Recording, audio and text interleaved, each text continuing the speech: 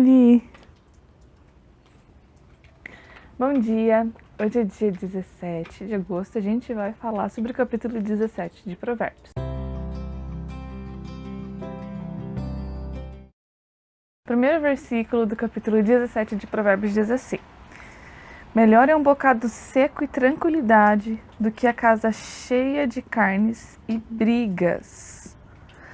Esse versículo, esse primeiro versículo, ele está falando sobre prejuízos que se dão por causa da ira, por causa da raiva, por causa da briga.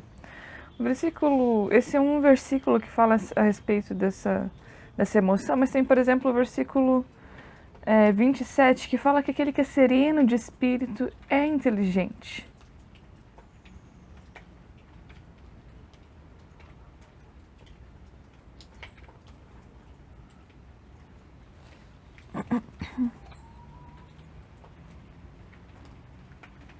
Versículo 14 diz, por exemplo: começar uma discussão é como abrir uma represa. Por isso, desista antes que surja o conflito. E esses são apenas alguns versículos que falam a respeito desse tipo de emoção, da raiva, e como ela pode ser destrutiva nos relacionamentos.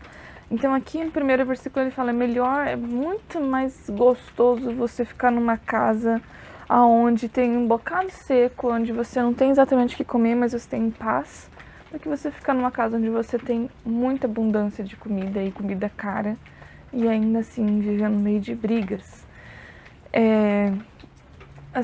Eu falo que a ira, ela é um sentimento que muitas vezes a gente encara como pecado. Mas isso não é verdade, porque Deus se ira e Deus não peca, né? Então a ira, ela é uma emoção que muitas vezes ela tem um fundamento e ela precisa ser tratada, ela precisa ter um porquê daquele sentimento, né? Então muitas vezes a gente vê que a gente vai ficar irado por injustiças. Esse é um tipo de ira justa. Mas o que a gente vai fazer com essa ira? Está escrito no Novo Testamento que a ira do homem não produz a justiça de Deus.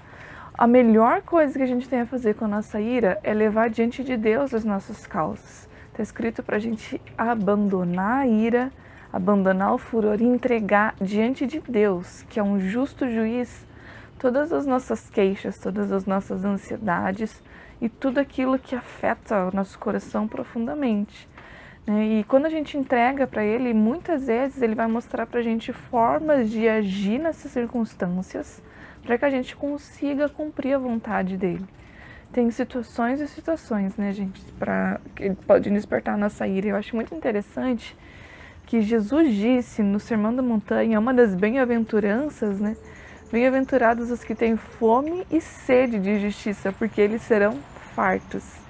Quando eu vejo que Jesus diz isso, eu fico pensando que provavelmente muita gente vai ter no coração aquela sensação de isso não é justo, isso não é certo. E Jesus disse: se você tem sede e fome de justiça, então se alegre, porque você vai ser farto. Porque Deus diz: eu vou cumprir toda a justiça na terra. Eu venho para julgar a terra.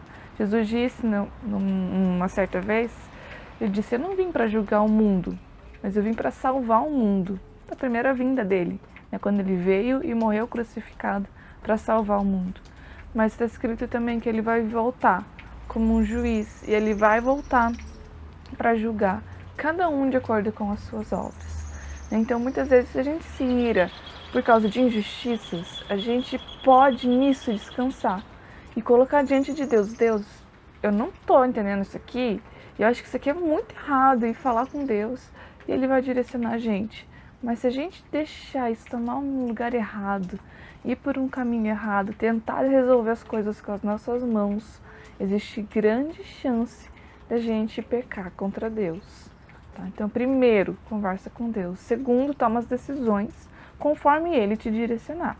Tá? Mas existem outros tipos de ira que não estão relacionados à injustiça, que estão relacionados muitas vezes a um sentimento de autocomiseração, que estão relacionados a sentimentos de inveja, a sentimentos malignos, porque Deus não sente inveja de ninguém.